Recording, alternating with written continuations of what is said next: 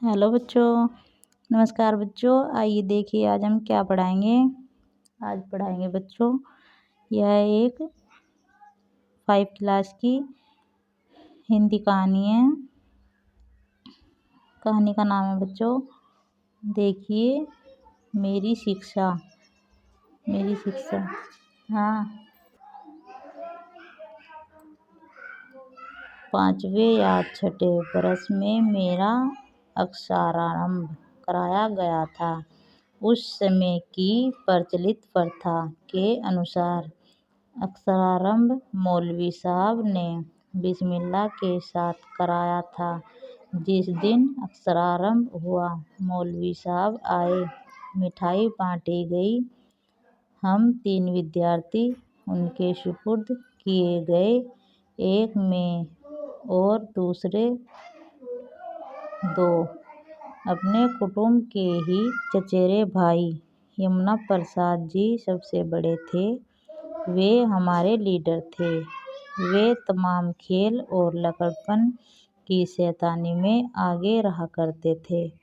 उनके एक चचा, जो मेरे भी चचा थे, बहुत मजाक पसंद थे। वह मेरे पिताजी के छोटे भाई थे, पर पिताजी के कई गुण उन्होंने भी सीखे थे। वह घोड़े की सवारी करते थे, बंदूक और गुलैल चलाना भी खूब जानते थे, फारसी भी पढ़े थे और शतरंज भी बहुत खेलते थे। मौलवी साहब, जो हम लोगों को पढ़ाने आए, विचित्र आदमी थे। उनका बहुत सी बातों पर दावा था। बलदेव चचा के मजाक के लिए वह एक बहुत ही उपयोगी साधन बन गए। चचा तरह तरह की बातें मौलवी को सुनाते और उनको उत्साह देकर यह कहलवा देते कि वह भी, चाहे कोई भी काम क्यों न हो, जानते या कर सकते हैं। मौलवी साहब का दावा था कि वे शतरंज खेलना भी खूब जानते हैं। बलदेव चचा उन्हें शतरंज खिलाते, पर वे कभी न जीतते। हम बच्चे इस मजाक को कौतूहल से सुनते।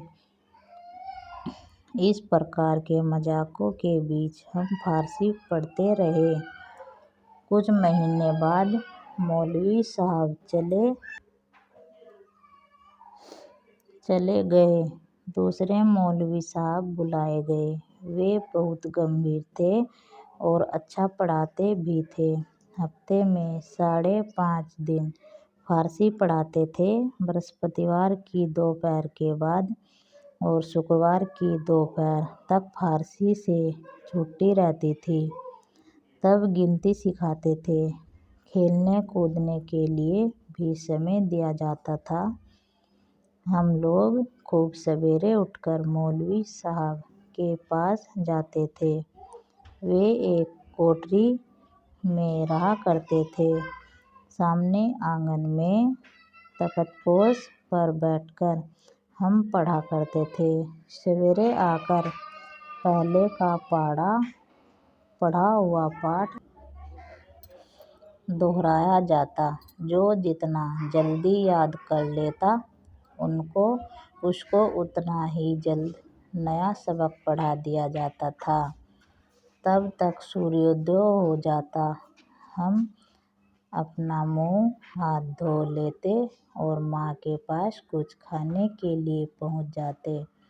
प्राय आधा घंटे की छुट्टी मिलती। नाश्ता करके लौटने पर सबक याद करना पड़ता और सबक याद करके सुना देने के बाद मौलवी साहब हुक्म देते, किताब बंद करो।